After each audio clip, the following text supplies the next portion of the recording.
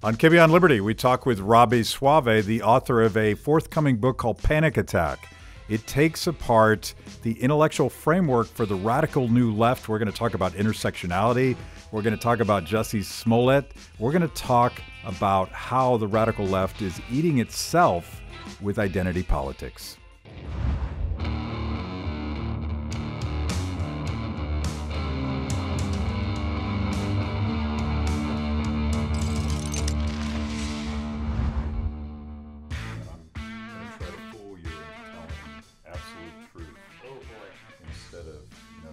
Instead of O'Reilly truth, right? Well, this is it. And you just saw this book for the first time, right? Yes, I've never seen it in live in person. So let's be shameless right on up front and say Robby Soave's new book, Panic Attack: Young Radicals in the Age of Trump, and this comes out when? Yeah, middle of June. Middle of June. But you can pre-order it on Amazon right now if you're watching this show. That's right. Is that fair? That's right. Please do. So I buried the lead. You're Robby Soave, and you are Tucker Carlson's best friend now because you've been talking a lot about hoaxes and most recently the Jussie, how do you say his name? Jussie Smollett. Yes. Smollett. Yeah, it's been a crazy couple of weeks. The media has gotten a lot wrong. Certainly that was an example of a story where there was this immediate rush to judgment or rush to believe, even though a lot of people who pay attention to hate crimes like myself, like a lot of people in conservative media, even many liberals and leftist writers I was having private conversations with who knew that there was going to be more to this story, if not outright it was going to be exaggerated or made up. And in fact, the evidence now suggests strongly that it's Smollett who claimed he was attacked by these Trump supporters late one night in Chicago, that actually he paid the people to do it, to raise his publicity or for some reason like that. And the police, the evidence they have looks pretty overwhelming, but he's still innocent until, proven guilty or whatever. But yeah, innocent until proven guilty. And I was wondering about that in the context of it was like the Chicago police chief or whoever that guy was, and he's visibly angry at the hoax. But he talked about it as if the case had been tried and proven. How does that work? Because that seemed a little wrong to me, even though apparently they have like a canceled check. Right. That he wrote. I mean, by the way, don't write checks. Right. But now he's now claiming, the latest though is he's claiming that check was just paying the brothers to train him, to get him in better shape, that could be true even if he still did arrange for them to do this. And I think they've turned against him, and they're the sort of witnesses that the police have against him. I'm a strong believer in due process. The court of public opinion, obviously, there is not you're not guaranteed due process the way you are in the criminal system, so people can make up their minds prematurely if they want. I think it's important for the media always to use words like allegedly, reportedly, here's the information we have. So again, we're still going to wait for how this thing shakes out, but the police have strong reason to believe, based on the very exhaustive investigation that they've done, that he was involved in this himself. So, and it certainly looks that way to me. Right. And I have avoided, I think, up until this day, saying much of anything about this. And I've learned sort of the hard way. I could go all the way back to this massive Tea Party rally that I helped organize in 2009. And as I was walking up on stage, one of the activists handed me her phone, and it was a tweet that said, ABC News estimates, I think it was 2.5 million people have shown up at this March on Washington. Me being new to the idea that not everything on Twitter was true. Right. I assume it was Twitter. When was Twitter founded? I think Twitter was a thing late 2000, late aughts, 2000. Yeah, so 7, 8, somewhere. But I was trained to, back in the old days, you read something in print, and you assume it's been vetted, you assume that it's been fact checked, and so I just took it on stage and I read this as if it was a fact. ABC News says that there's 2.5 million people here. Turns out they didn't say that at all. So it was like my first lesson in don't be stupid with by jumping on things that you read on social media. Like, check it out first. Yeah, well, that's actually a little bit of the problem because with the Smollett case, a lot of the reporters, the mainstream reporters, in their writing at their like actual news websites, the articles they wrote were perfectly fine and were not jumping to conclusions, and they were using the careful language they're supposed to.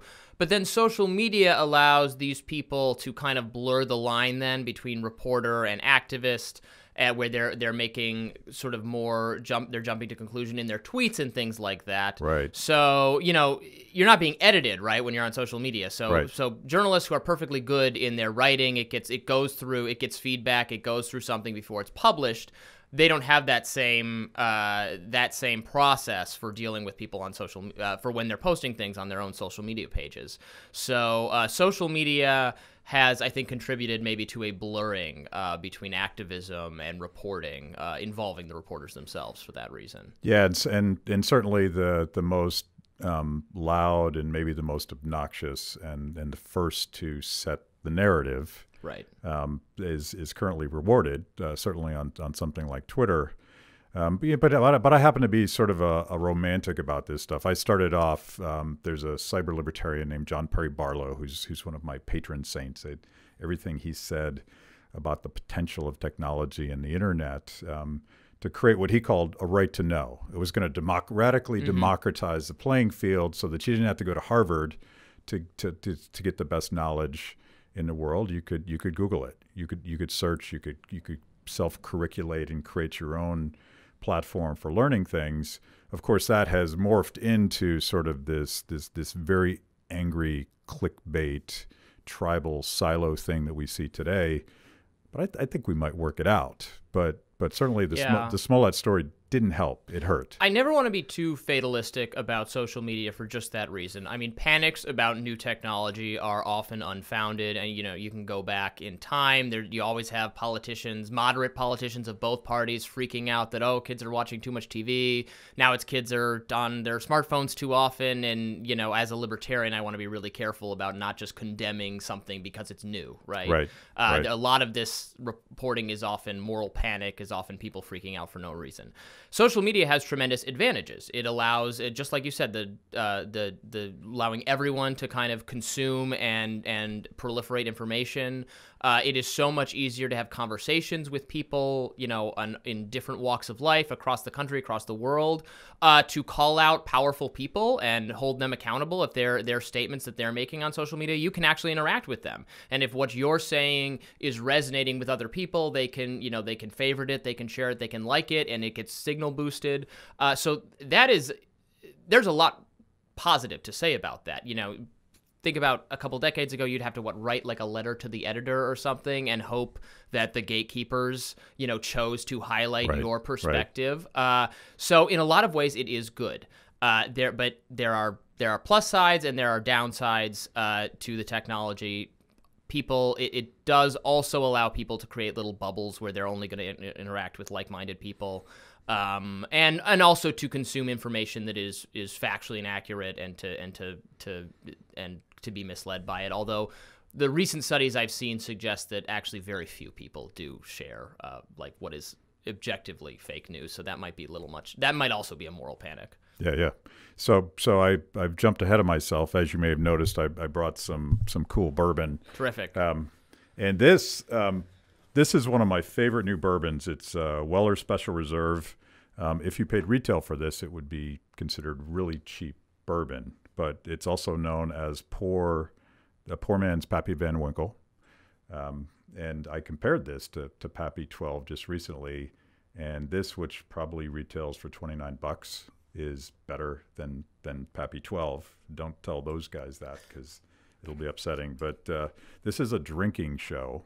We don't judge people who don't drink, but you've acknowledged that you once in a while. I have to admit that I do. Yes.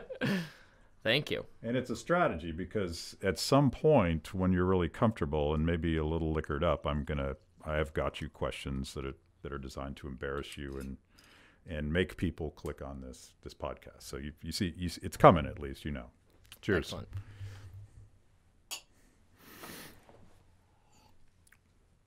Cheers.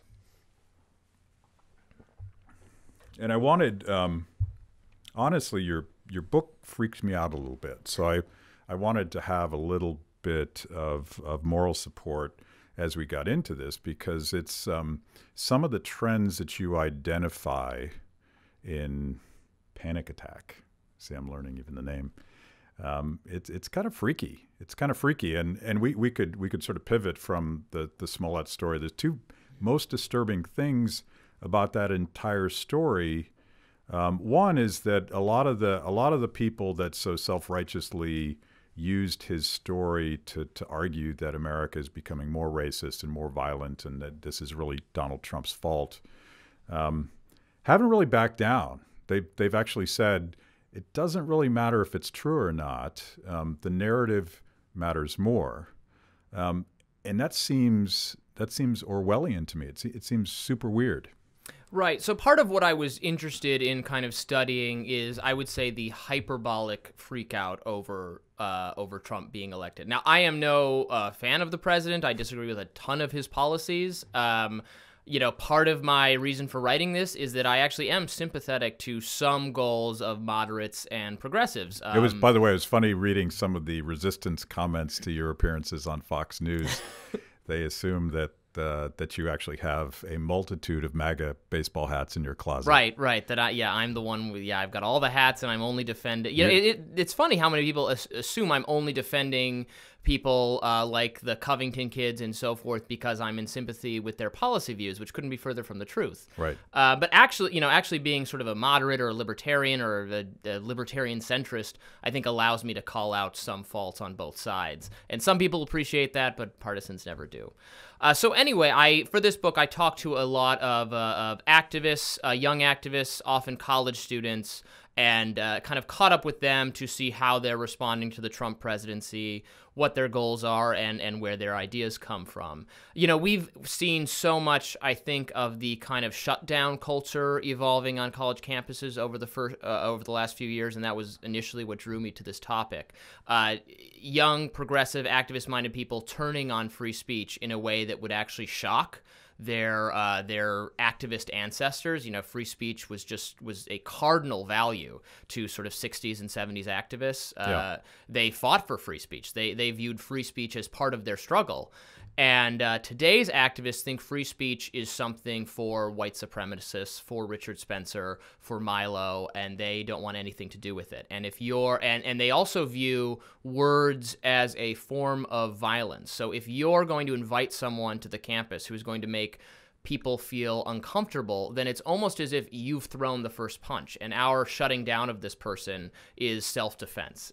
So our violence or our lack of civility is perfectly morally legitimate. So shutting down a speech on a college campus has and morally, righteously can involve actually hitting the guy so that he doesn't talk. Right, because they, by expressing views that are offensive, those views are actually hurtful, and in a broad, they're emotionally hurtful, and that is on the same spectrum as physical violence. So you've started, and I've asked them, do you think this is a smart tactic? Don't you think this could backfire against you? Don't you think this turns people off? But they don't care because it's about safety. Their primary goal is keeping their marginalized people safe from the rhetoric of offensive speakers, of Donald Trump and his supporters, and safety. Their first defense is of your emotions, of your mental well-being. So that's why those tactics are justified. And shutdown culture seems to have originated, and you would know the timeline better than me, but it didn't start with conservative groups sort of trolling them by inviting Milo. It started with serious conservative academics. I would consider Charles Murray a serious conservative academic who has a lot of interesting views, provocative views that I don't like, all of the gamut that you would expect from any serious person. Same, right. And it seems that they started going after guys like that, and the counter response by conservatives, well, let's find someone that will really, really trigger you, and we'll own you with, let's have Milo on campus. Absolutely. I mean, there's no question to me that conservatives have really sort of embarrassed themselves in their reaction to this phenomenon, because they realized, we're just going to invite the most controversial people who actually don't have a lot to say. Yeah. The point is for them to get shut down. I mean, there have been meetings of kind of conservative students on campus admitting that they're doing this exact thing, which is really frustrating for, I think, advancing a dialogue about these ideas. At the same time, there is no sort of differentiation on the left. The left, you know, Charles Murray and Milo Yiannopoulos and Richard Spencer are the same person to many of the leftist and maybe you, let's be honest. And maybe me. Yeah. And I would say these speakers, each of them demand a very different response. I think Charles Murray, just like you said, I agree with, I think he's interesting, and I agree with some of what he has to say. I very much disagree with other things he has to say. But he's a thoughtful, intelligent person, and I think it's worth attending the event and listening and asking tough questions or having some kind of debate.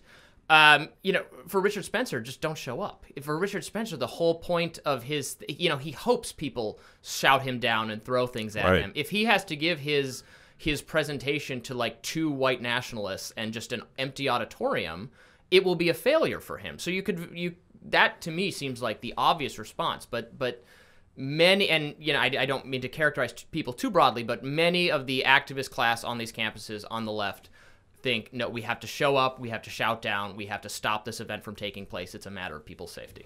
Yeah, and it's probably evolved from sort of the cynical tactics of acolytes of Saul Alinsky, because his whole point was to kind of manipulate public opinion with street theater and you know, isolating bad guys and probably creating unfalse Although it's stories about them. I tend to think that more conservatives know who Alinsky is than leftists or than the liberal activists, because I think I've certainly heard more conservatives reference Alinsky than I have, which is kind of interesting, right? I feel like maybe to some sense conservatives absorbed his thinking, and maybe they might actually think it's more influential on the left than it is today. I think it's a generational thing. It's certainly Hillary Clinton and Barack Obama were students of that style of politics. But that's what you're describing in your book taught me one of the things. It seems obvious to me that sucker punching Richard Spencer, neo-Nazi, is a great way to make Richard Spencer more important than he is, and they don't seem to care. So it wasn't a strategic point on their part. It was a moral righteousness. It is right to sucker punch people that I disagree with, right. And that strategically, as you point out in the book, is a disaster for them.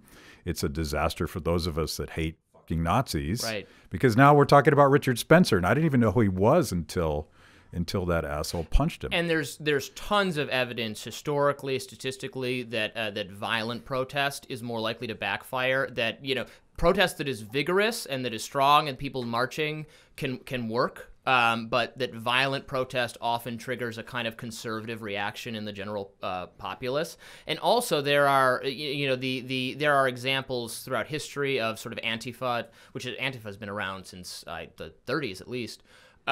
Examples of Antifa just calling more attention to the people they're trying to shut down, especially historically when the only way to find out about these groups would have been newspapers. Yeah. The newspaper has to write about the shutdown or the attack on the white nationalist figure, so then people learn about this community, and actually there are cases where their ranks increased after they got shut down by an Antifa type group because it generated more media coverage. It's sort of like the Streisand effect type thing. Which would be more of an Alinsky style cynical manipulation of the media narrative, but that's not how the people you describe in the book are thinking about the world anymore. They're thinking in a simpler, we're keeping our people safe, and that we have a right that if the intolerant are going to have their say, it is going to result in our society becoming less tolerant. They're going to come and change our society. So it is okay for us to be intolerant of their views or to practice intolerance of them, to shut them down. It's safety. It's a self-defense sort of thing. And again, safety very broadly considered. They're thinking about their emotional health.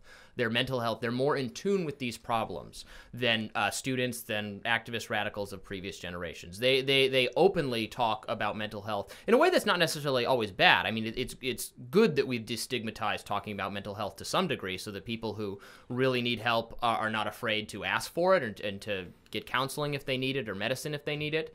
But you see many activists talk about mental health in such a radically free way. It's almost, and also because being the most victimized is a way to gain power within activist circles, because the most victimized person is the one who gets the most attention and who has the most authority to address any issue. So one way to be more victimized than other people is to suffer some kind of mental health problem. And I've seen biographies of activists where the first detail they list about themselves is what mental disorder they're suffering from.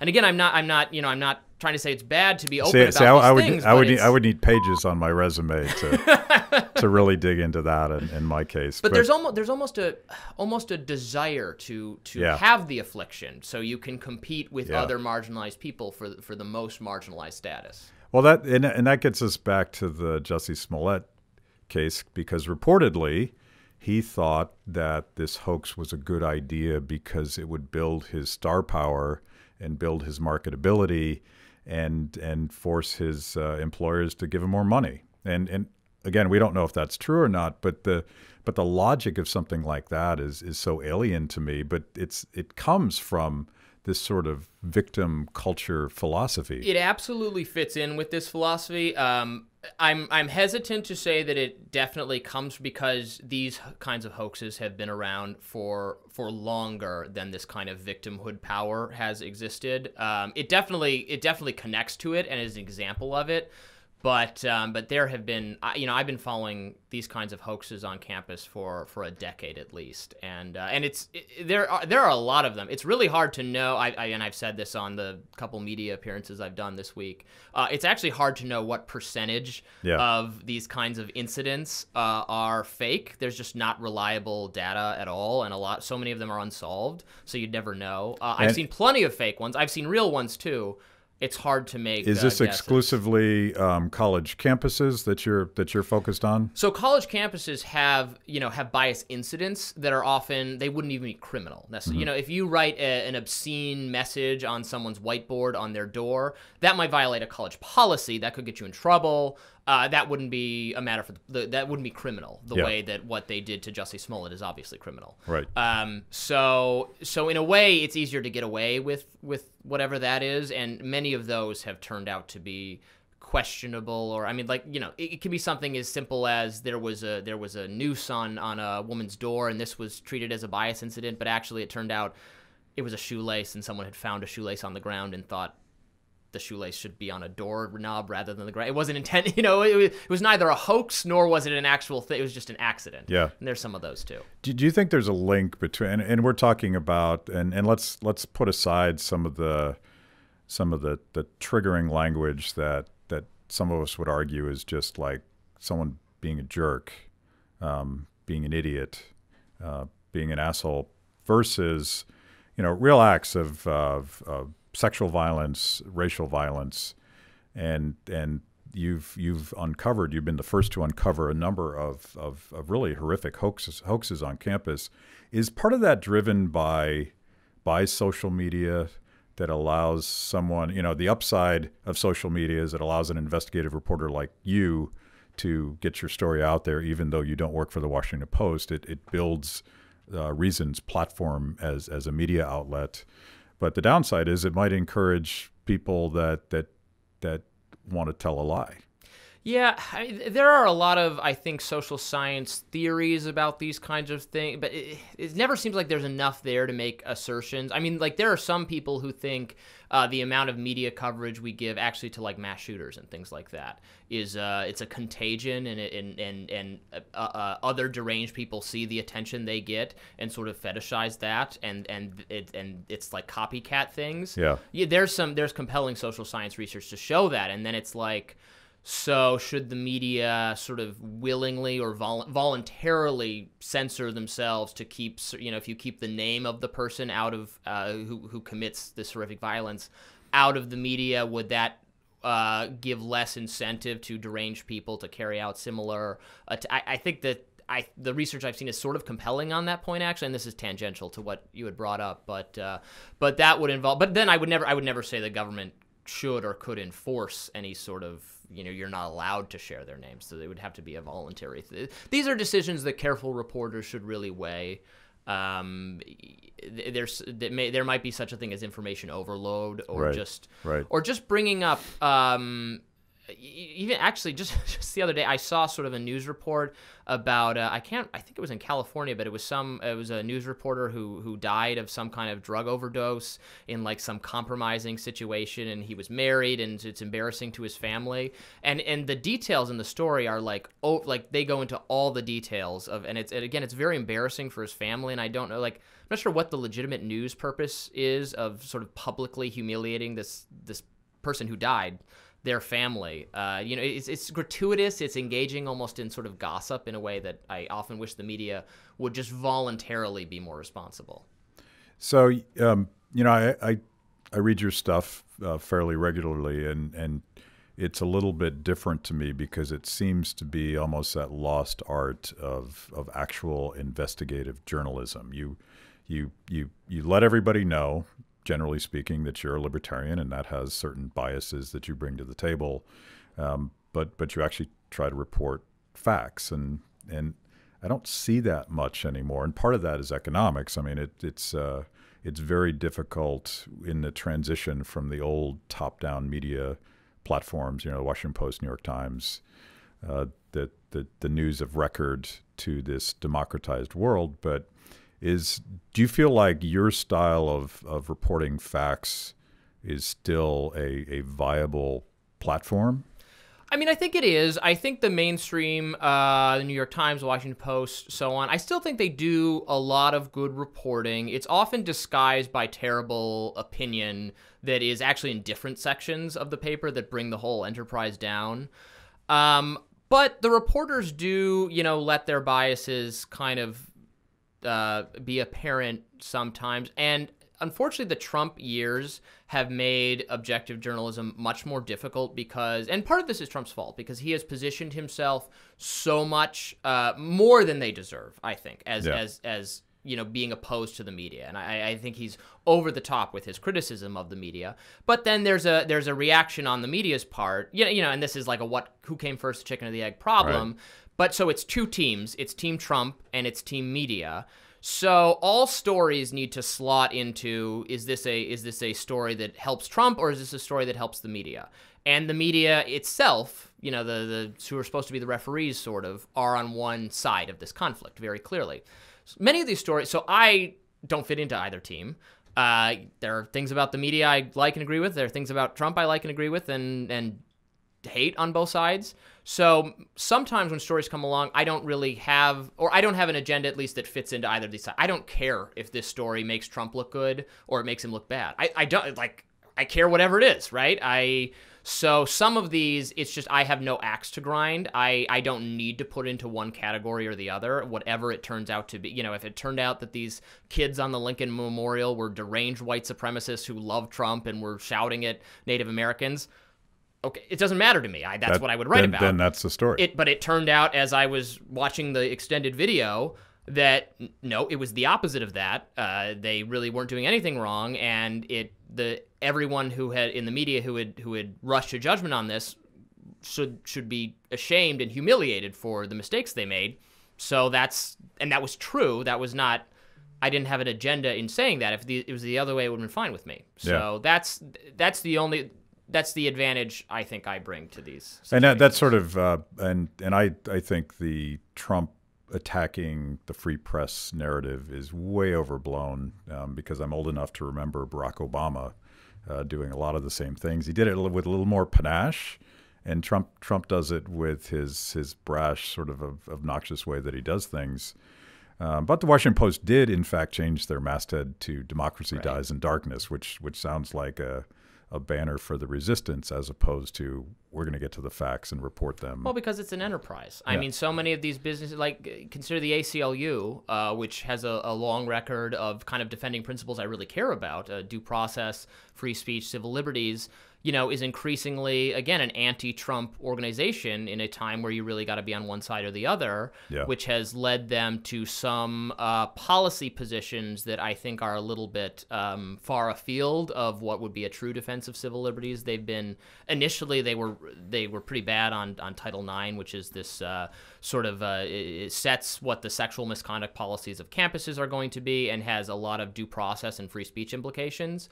The Trump administration has been trying to reform this, and I talk about it in the book, and I agree with what they're doing very much. I think the rules that came about under the Obama administration were very bad for free speech and due process. Nothing Obama did personally. It was like an undersecretary. Sure.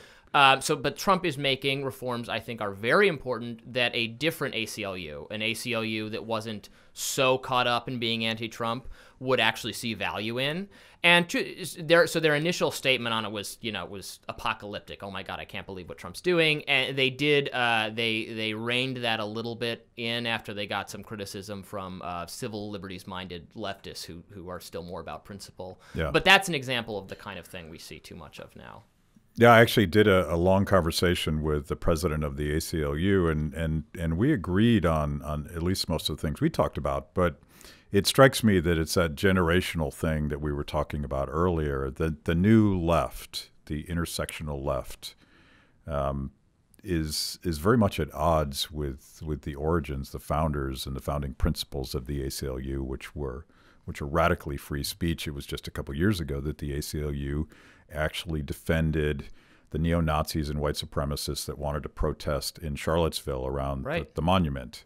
And that's been a disaster for them in terms of their fundraising base, in terms of their membership. I don't know exactly how they're structured, but I assume they have donating members, and it's probably approximating a grassroots organization.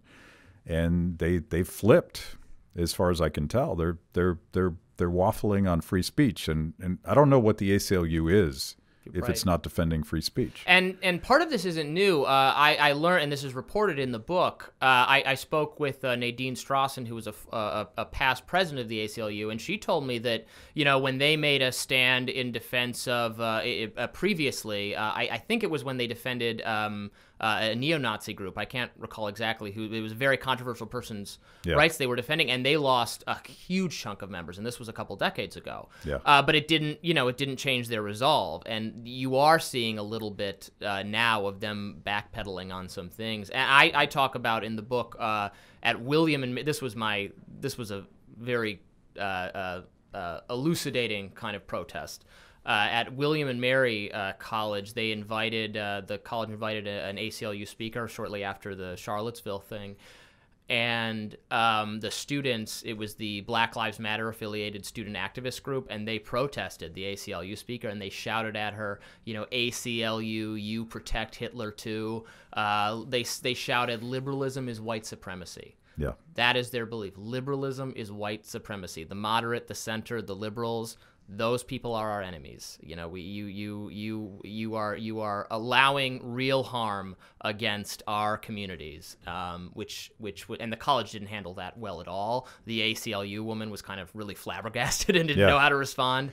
But that kind of response is more common among the activist kind of subset of students, which isn't all students, by the way. I don't even know that their ranks have really increased. But the number of students who are progressive activists on college campuses and are anti-speech inclined, they really saw some real successes in the last few years, in like the 2012 to 2017 period. Yeah, I mean, it kind of snuck up on me, I'll be honest, because it's been more than a few years since I've been in college, and it was a very different time then.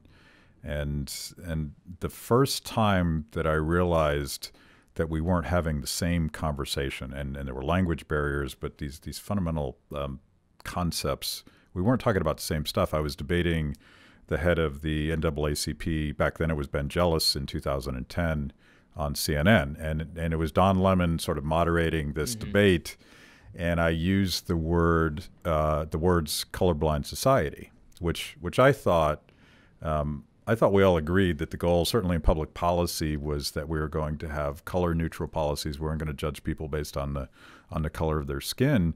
And Don Lemon cut me off and said, hold on, Matt. I'm not sure that's right. And he goes on talking about that stuff. And I responded, so, okay, well, why don't we judge people based on the content of their character? And I suspect, I don't know this, but I suspect that the whole context of Martin Luther King's mantra had been lost even to Don Lemon's generation. But when I read your book, it made perfect sense. And so I thought what we might do is actually, you mentioned that you're a libertarian and that sometimes that feels like Switzerland. You can sort of sit out the war and watch it from the outside and try to be objective about it. But there's a great explanation of intersectionality in this book, and it's hard to get your head around. Tell us what intersectionality is and how it governs modern leftist philosophy. Absolutely. So I describe intersectionality as the operating system for the modern left. It is amazing how influential it's become. When you see leftists talk about it in their writings on social media with each other, they frequently reference intersectionality. Activism and progressivism that is not intersectional is no good to them. So intersectionality is a term that dates to the late 1980s. It was coined by a sociologist named Kimberly Crenshaw, who needed a word to describe, and she was a black woman, and she needed a way to describe the unique combination of oppression that black women had suffered. They had been oppressed not just because they were black and not just because they were women, but because they were black women. And this was, so they had faced oppressions that were unique, that not all black people would have faced because black men wouldn't have faced them, and not all women would have faced for the same reason. So she thought activism that was only engaged in getting rid of racism was not good enough for her, and activism that was only engaged in countering sexism would not be good enough for her. You needed activism that was both consciously engaged in being anti-racist and anti-sexist. So no problem so far, because I agree that racism and sexism are bad, and that you should probably pay attention to both of them. The issue became that more and more kind of sociologists, philosophical thinkers, influential on the left, kept adding more categories to the lists of sort of unique sources of oppression that give you, most oppressed of all status. Class is in some ways actually predating all of these, because the old New Left was predominantly obsessed with class. Marx, coming from Marx and that tradition, that class and anti-capitalism is the root struggle. And actually sometimes there's clashes between these people and the new intersectional people who want to talk about race and gender, and they say, no, these are distractions. Class is the true struggle. This is sort of a Bernie versus others kind of political thing that's shaping out in our reality. But anyway, so once you add so many things, the issues, trans status, sexual orientation, but I've seen sizeism, I've seen ableism, I've seen ageism, mental health status. Sizeism was a new one for me. I hadn't heard that one yet. So, and again, I'm sort of a progressive person in some sense, in that I'm also against these things. But the problem becomes, if you're trying to get people on board for one cause, but you need them to be on board for all these things, you're going to have a coalition of like 10 people that all went to Oberlin, right? You're not going to be able to change the world if you can't get... And actually, criminal justice reform has been a good example of this, because, I agree with so many goals of Black Lives Matter. I even agree that black people face problems because of policing that white people don't. I agree with so much of what they want to do in their framing of the issue. Yeah. But when it becomes also about, no, we also must overthrow capitalism, we also must overthrow the patriarchy, we also, hate the state of Israel, you're adding all these things, some of which I agree with, some of which I don't, but you're no longer going to be able to put together a coalition of anyone. So no one is good enough is the motto of the left, and it's because of intersectionality. But I'm not even close to good, because I'm a white dude with this radical set of sexual preferences. I've been married and monogamous forever. So I realize that that's just too weird to be in the framework. So you should be educating yourself, but you can't educate yourself because it's not their job to educate you. Right. So you can't. So unless you already know all the ins and outs of this ideology, you're screwed, because you can't. You're not supposed to ask them to help you understand it. Yeah, and one of the grandiose visions for this show is I was hoping to find brave and honest progressives that would come and have a conversation about, like, I would love to have a conversation about intersectionality with people that are very much focused on that kind of stuff, because I realize that there's language barriers and important narrative barriers that keep us from hearing each other sometimes. But reading your book, I'm not allowed to ask, right? Because that in and of itself is offensive behavior. And it ignores that there are actually huge areas of disagreement, even on the left. I mean, so transgender issues. There are huge disagreements among segments of the left about gender identity and how innate it is, and are we all just, there's no difference between men and women, and this is all, that actually, some of that kind of appeals to my libertarian individualism, that we're all just individuals, and you can have whatever characteristics you want to have, and it's all up to you, and it has nothing to do with anything. I'm not a conservative in that way.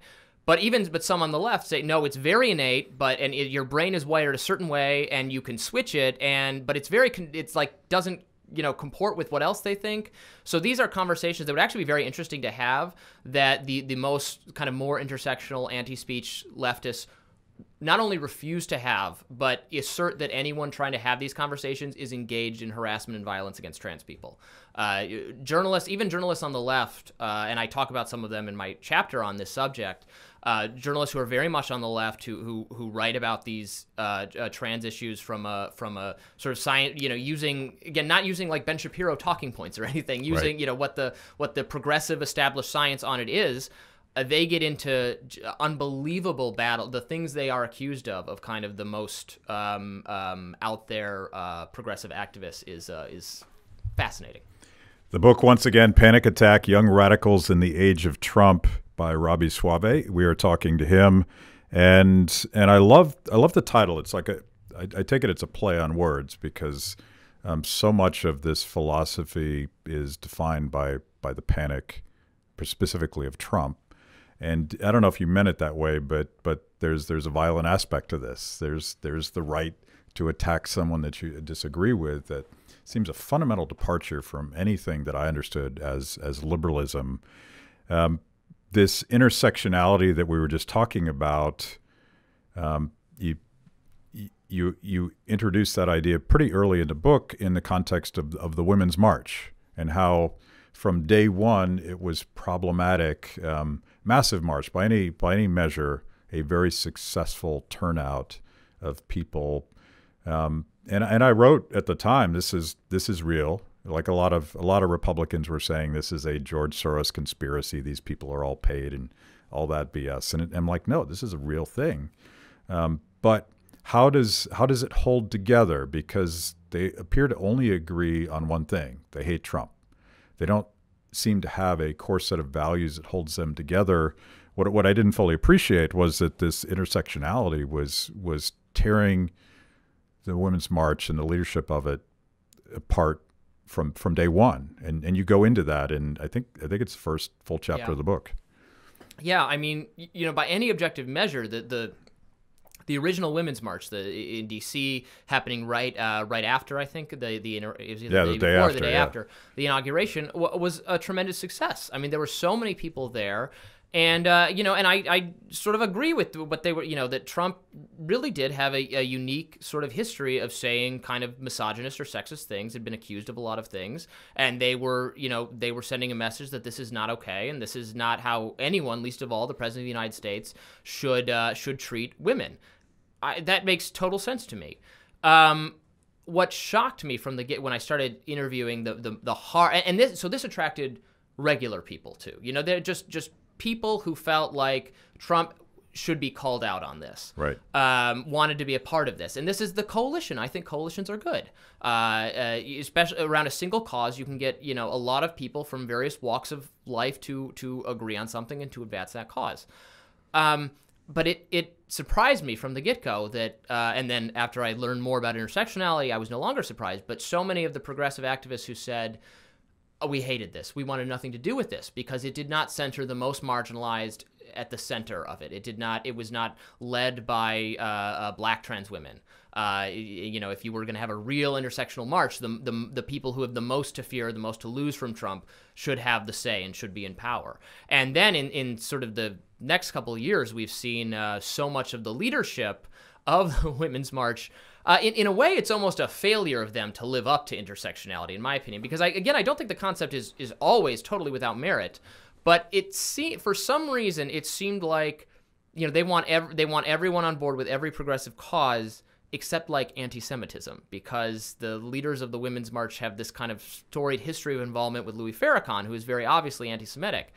And I'm not, by the way, someone who thinks like all criticism of Israel is inherently anti-Semitism, which some on the right sort of conflate the two. But Farrakhan does have a history of making these pretty broadly offensive to Jewish people comments that they couldn't, for some reason, write off, even though they would have written anyone else out of their coalition for being imperfect on an issue of like hatred.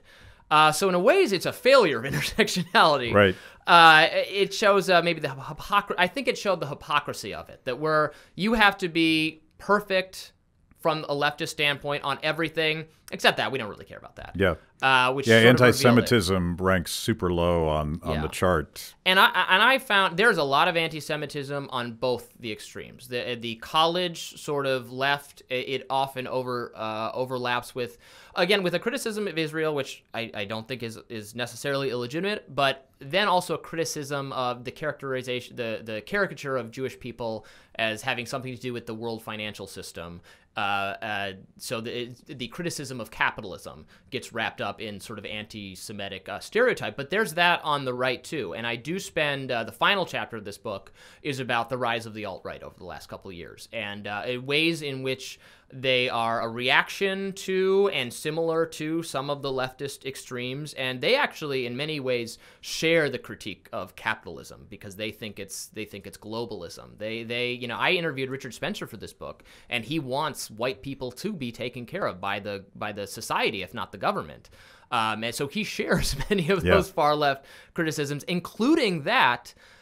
It is not illegitimate to use violence, not necessarily illegitimate to use violence to suppress a harmful view. He's ironically sort of agrees with the people who want to and did punch him in the face to stop him from speaking. I mean, he told me that in the book, that he kind of thinks they have a point, because would we not use force to bring about the society we want? So it's interesting. Well, parallels. And I've argued this for a long time, but I feel like the far right and the far left have a lot more in common than they would ever want to acknowledge. And you were talking earlier about this dynamic where the far left has moved away from class struggle, which in a weird way is sort of non-discriminate. It's like, it's the bourgeoisie versus the rich guys. And I don't buy that framework, but it's in a lot of ways less offensive than dividing people and categorizing and judging people based on the color of their skin, where they're from, sexual preferences, men, women, all that stuff. And in a weird way, it starts to sound like kind of a right-wing fascist blood and soil kind of argument. It's important where I came from, and it's important what the color of my skin is. And, is it white nationalism? Is it black nationalism? What is it? It sounds almost like the same thing, except that it's two tribes that are going to try to take each other out. And that your value derives from your membership in an identity-based group. Yeah. I mean, that is the belief of the alt-right. And to some degree, in some cases, I think that is it's close to that belief in some segments of the intersectional left, or that your value is determined by your membership in one of these preordained categories. These notions offend me as a libertarian. You have value because you are an individual, and all individuals have value because you're a person.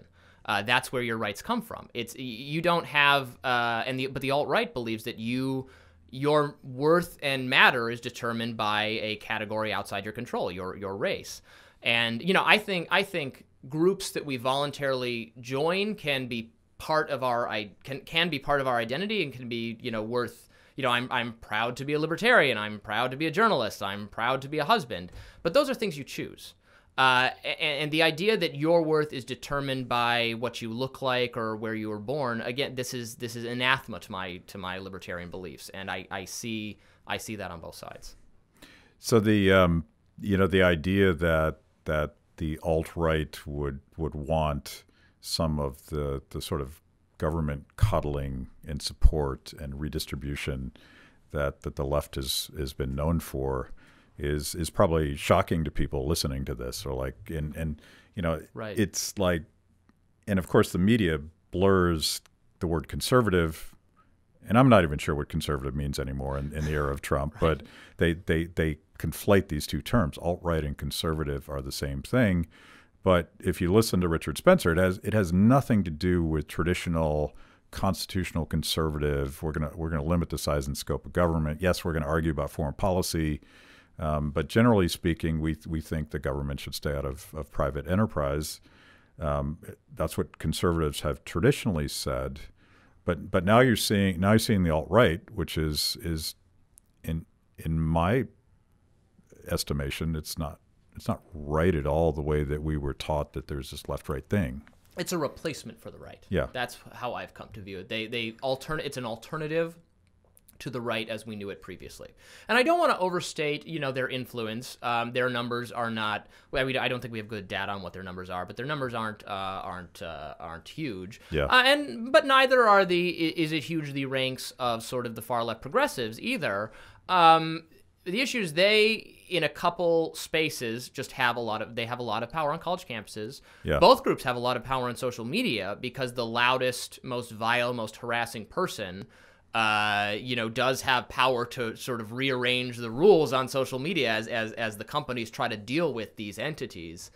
And I think the left at least wants to, I think, change what the workplace is like, what corporate America is like. I think they want to make it more, again, sensitive to feelings and to safety and in a sort of the way they have used harassment law on campuses to make it harder to express controversial ideas. I can very easily see them doing the same thing, and they're already starting to do that in places like Silicon Valley, where disproportionately younger younger college-educated workers are sort of concentrated.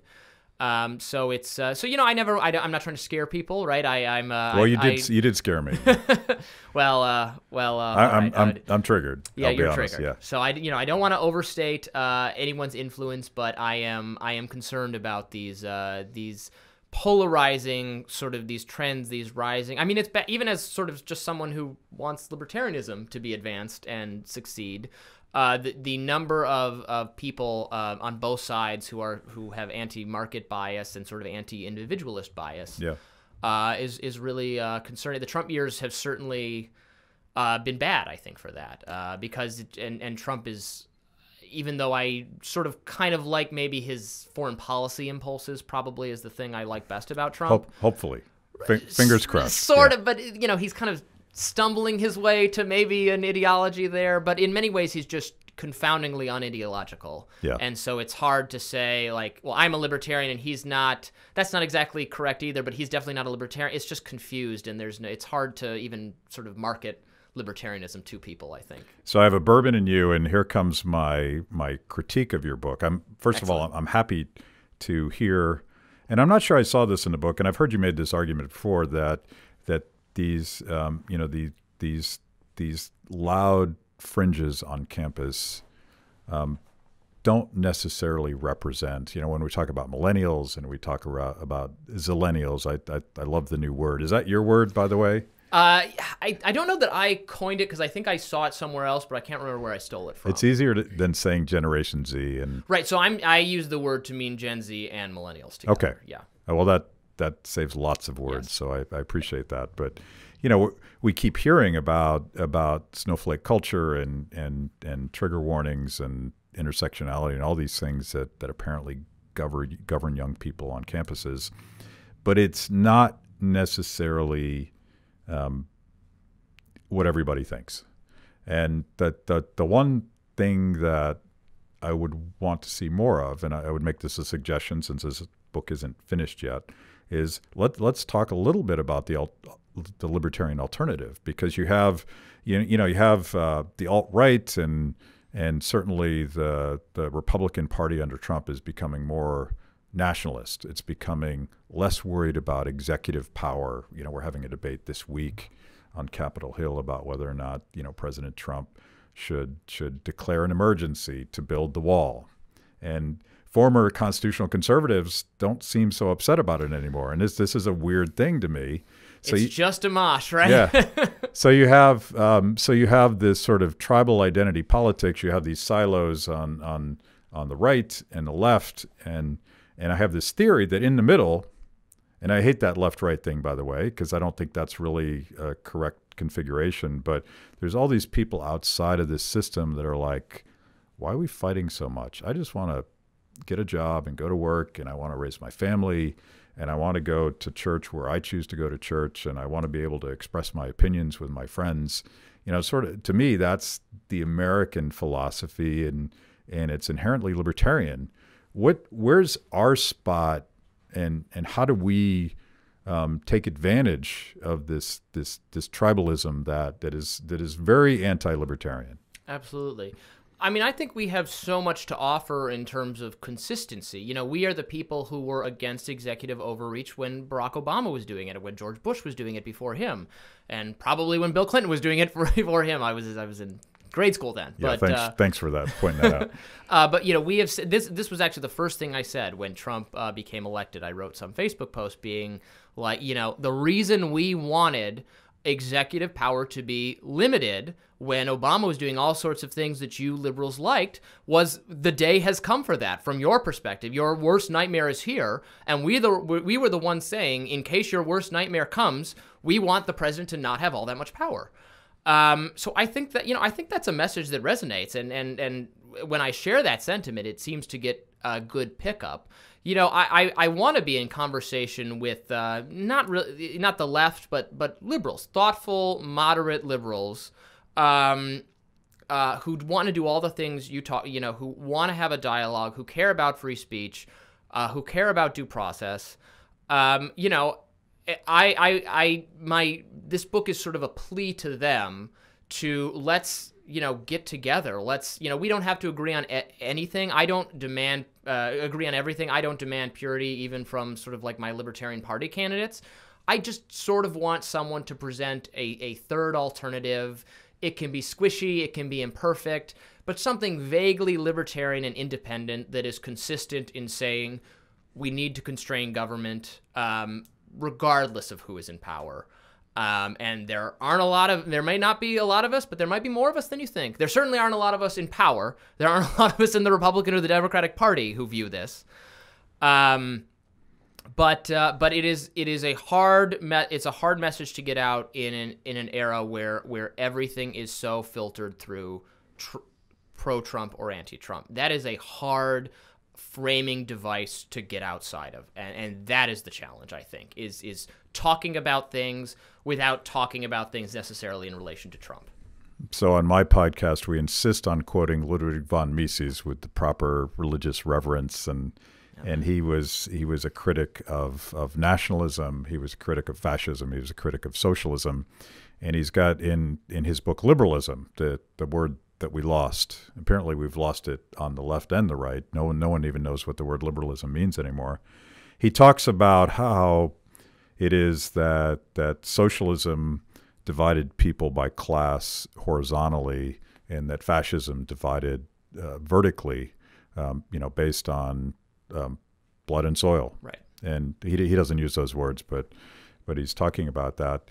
And I wonder if we can't sort of exploit this dividing of the pie, and intersectionality is sort of a radical version, and take it a little bit further, because if you really, really want to hold that philosophy true, it turns out we're actually all different.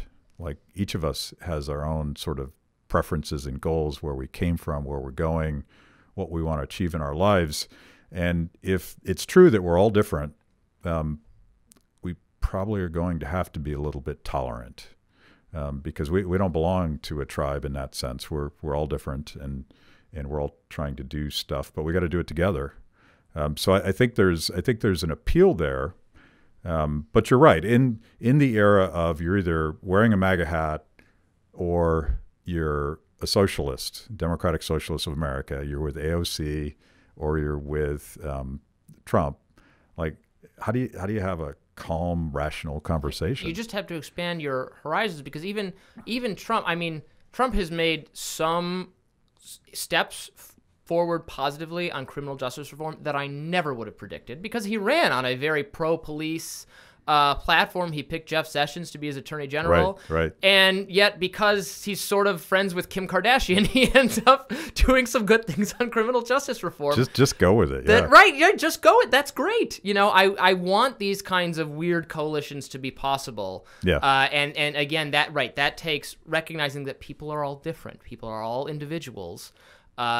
If everyone has to be perfect or has to agree with you on everything for you to work with them, it's just going to fail. I mean, I think about the causes that maybe within my, like gay marriage is a great example of a cause sort of within my lifetime that massively there was massive social change on. Yeah. But the strategy there was to get like conservatives and moderates on board with it by taking the most sort of uncontroversial part. Just They want to just have families. They're no different from you. This is not, this isn't going to hurt your religion. You're not going to be forced to do anything here. And that was very popular, and you were able to bring on a lot of people who would have disagreed with, with other things that activists on behalf of this cause wanted. But, then when it starts getting into, well, we're going to force you as well to reorient your small business, to be forced to serve people you don't agree with, that's divisive. Nobody wants that. That's divisive. And then it will backfire. If you take the maximal position, then it starts to backfire. Yeah, the theory that I have is that we're in the midst of a important paradigm shift. Like everything used to be top down, particularly our politics. You got two flavors. You could go with blue flavor or red flavor, and for young people that just seems really bizarre that you would only get two choices. They sort of have a absolutely infinite number of choices of music every day, and they curate their friends and their family and information and news sources and even knowledge in a wide open, radically libertarian world we call technology and the internet and social media. I think we're in the middle of something, and you saw the Ron Paul movement, you saw the Tea Party movement, the Bernie Sanders movement, and even Trumpism. These are all sort of outsiders in traditional political space that never would have had a voice within the two-party structure, and now they're kind of taking it over. Alexandria Ocasio-Cortez is the latest version of that, but this isn't the end. This is the middle. Right. And as we sort of break up the old monopoly, there is at least an opportunity to get at something that's tolerant of all sorts of individuals, all shapes, sizes, colors, backgrounds. There's a disconnect between the sort of personal and cultural implications of that and the expressed political preferences based on that. Because you're right, young people are culturally and socially libertarian, that they want choices. Yeah. They would not want to live without the additional choices, the customization over your own life that has become possible almost only in recent years. But there's a disconnect between that and some of the sort of socialist-inspired politicians whom they purport to like, but then would want a society where there are fewer choices, and they're explicit about that in some cases. Bernie Sanders has said things like, "Do you really need this many choices?" When he's talking about things like, I think he was actually talking about deodorant, yeah, right? Deodorant, yeah. Which, yes, we want choice, and so that young people do want choices. And when I talk to, I totally want the government to decide which right. deodorant I use. Yeah, right. There would be no, and when I talk to Democratic Socialists, because I have a chapter on them in the book, they don't want fewer choices. They think that somehow overthrowing capitalism and having a socially democratic country would produce more choices, and that's wrong, I think. Yeah. But it's not. They don't actually want the top-down Soviet for the most part. So maybe some of the extremists do, but the ones who are trying to gain converts, even AOC talks about. She says, participation in your own economic dignity. Mm-hmm. That's what socialism is. Well, who could be against that? Yeah, that sounds great. I'm in. Right. Yeah. So there's a little bit, no wonder socialism seems popular if it's described in these incredibly generous terms. And I will fault the right a little bit for in the Obama years, pretending that that every last sort of infringement that Democrats were going to bring about on economic liberty was akin to socialism. I think it's almost like crying wolf a little bit, and now that's not effective as a scare tactic. The word is abused to the point where it doesn't really mean anything like I would have thought. Right. Ron Paul was actually careful about it. I remember Ron Paul once saying, "No, Barack Obama is not a socialist. He would use more exact language to describe what his policies were," and the right, really screwed up on that in my view. But another source of optimism, I went back and rewatched AOC's initial video, the one that went viral, the one that really created her competitiveness in that campaign. And you have to, I forget how long, let's say it's 5 minutes long. I think that's about right. You have to get 85, 90% through it, maybe even 95% through it, before you really disagree with anything she has to say. Because she's talking about a Washington, D.C.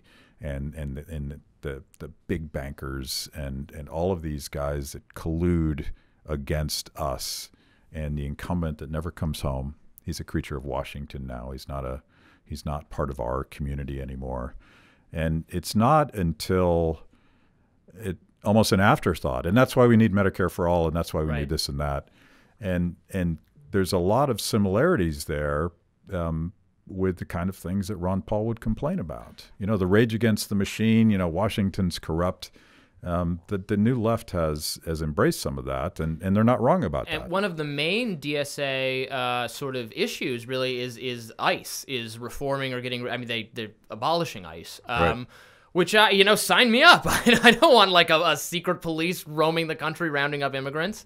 So I don't. It's almost frustrating to me that they've been able to sort of co-opt that and market that as a sort of socialist position when it's really a libertarian position. Right. But yeah, I would work with them. I would form a coalition on that issue with them if they will be willing to work with people who also don't hate capitalism. Yeah. And I don't now again the economic sort of DSA Bernie people are the least down with intersectionality, so they might actually be receptive to working with libertarians in a way that a different contingent of the left it might not be. Of course, Bernie is secretly worried about not just illegal immigration, but immigration. Period. It's a Koch brothers scheme. That's fun. Yeah, that is that's an interesting sort of contradiction. So you have all those weird sort of cross currents and all of this, but in all of this, the most optimistic thing I see in Trump on criminal justice reform,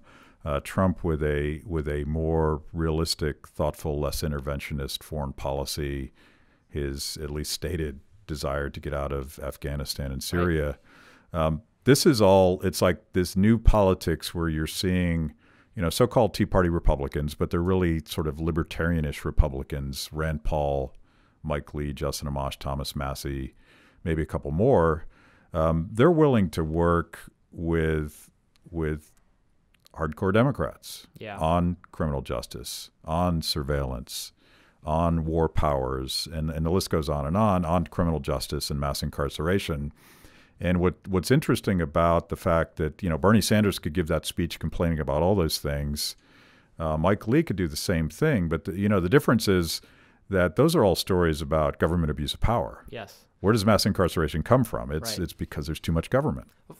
Foreign policy in particular is one area where I am more akin to agree with the far left versus the moderate left, the sort of cable news left, which has been just sort of hysterically sort of anti-Russia. And apparently they want us to invade Russia. Right. Yeah. I watched an interview, I believe it was Rachel Maddow interviewing Elizabeth Warren, trying to get her to be alarmed that Trump wants to get us out of Syria. And Warren, to her credit, sort of was like, well, no, I agree with getting out of Syria. Oh, good for her. That is one sort of category of issues where I actually respect, I have some respect for Bernie despite disagreeing with a lot of what he thinks, because I think it's genuine. I think it's a true. It is his ideology. It's not conveniently adopted to satisfy anyone, and I don't think he changes his positions based on what would be maybe best for his campaign or best for him politically. And I think his he doesn't talk much about foreign policy, but I gather that he would have a more restrained foreign policy. Fortunately, he's very focused on the issues where I least agree with him. Yeah. Well, we promised we'd be mostly honest, so let me say something that's probably career-ending for me. Last November or something, you guys were there. Rand Paul organized a subcommittee hearing on war powers, and Bernie came in and gave this amazing monologue. And I was swooning a little bit. I'm like, I'm feeling sort of Bernie bro-ish at this moment. So I don't know. He could still get my vote. Yeah, I mean that was the hard part. Too far? Too far? Yeah. Oh, the audience is turning on. Yeah. You. Yeah, I mean, it's over. Well, yeah, especially if you're going to have, it matters if you have a Republican Congress. If we have a Republican Congress that is going to kill all the domestic spending or whatever domestic policies that a President Bernie was going to put forth. But that would be fine then, because President Bernie wouldn't be invading a bunch of people, but his crazy sort of domestic policies that he wants would be thwarted by a Republican Congress. That might actually be a happy because the president is least constrained on matters relating to foreign policy. Yeah. On those issues, Congress has said, do whatever you want, we don't care. So if I knew I was going to have a Republican Congress to prevent the domestic stuff, I might actually prefer like a really left of center president, because the area where the president can most do whatever he wants is foreign policy. So I wonder, and I watched the left's reaction, and it's so tribal now that when Trump proposes restraint, getting out of Syria, getting out of Afghanistan, the left, seemingly for very partisan reasons, sounds like Bill Kristol. They sound like neocons now. So I just worry that whoever's in charge is going to continue doing all the dumb things we've been doing since 9/11. Clearly, there is an allure or there's an encouragement to have a unconstrained foreign policy regardless of who is in the White House. I mean, Barack Obama was a huge disappointment here, even though he campaigned very, very explicitly on being an anti-interventionist, and then really sort of betrayed that. I was an undergrad during the 2008 election, and the people who got the most support and love from students were Obama and Ron Paul, because they were the most against the Iraq War. Yeah. I remember talking, I have this anecdote in the book, talking to a friend of, I think it was a colleague of mine at the student newspaper, who was an ardent hard left progressive who loved Barack Obama, but her number 2 choice was Ron Paul because of foreign policy. So there were hopes and expectations for Barack Obama to be better on this stuff, and maybe he wasn't the worst ever, but Libya was terrible. I think that was sort of Hillary Clinton's doing. Yeah. But even though he was sort of he was a constitutional figure who knew what these limits should be, didn't live up to them, and that's very discouraging. Even someone like Bernie, who hasn't talked about these issues as much as Obama did, and then Obama betrayed them. So I don't know who would resist whatever this power this town has to turn you into a rabid interventionist. Yeah. Well, I feel obligated now that I've said this jokingly. I'm not voting for Bernie in 2020, but I did. I went to the Democratic National Convention in 2016. I did too. Yeah. And I think we have videotape of this. I had a long conversation with a Bernie activist, and she was actually from Vermont, and she's covered with Bernie pins and the whole 9 yards. And Matt, I think you were the one that filmed this. The more we talked, she wasn't a socialist at all. She was actually a libertarian. Like she loved the Second Amendment, and she doesn't like crony capitalism and all the things that at a very superficial level that Bernie and Ron Paul would talk about the same stuff. I think there's an opportunity there, and maybe build that up at the end. Let's be more positive as we scare the shit out of people with the radical left and the radical right. There are definitely middle. In the political sort of quadrant, so the lower left, corner that's that there are sort of some Bernie supporter type people there but are cool with a lot of libertarian goals. Yeah. That's something what Brett Weinstein has talked about, who's a sort of member of the intellectual dark web, who's a Bernie supporter and a leftist, but it has a lot of libertarian tendencies and really wants to work with libertarians. So that's something definitely I'm going to be all about. Panic Attack. How do we get a copy of this book? You can pre-order it at Barnes & Nobles or Amazon. You can follow me on Twitter at Robby Soave, my name, and there's more information for how to do that there, and it's out in stores in June. Cool. Thanks for doing this. My pleasure.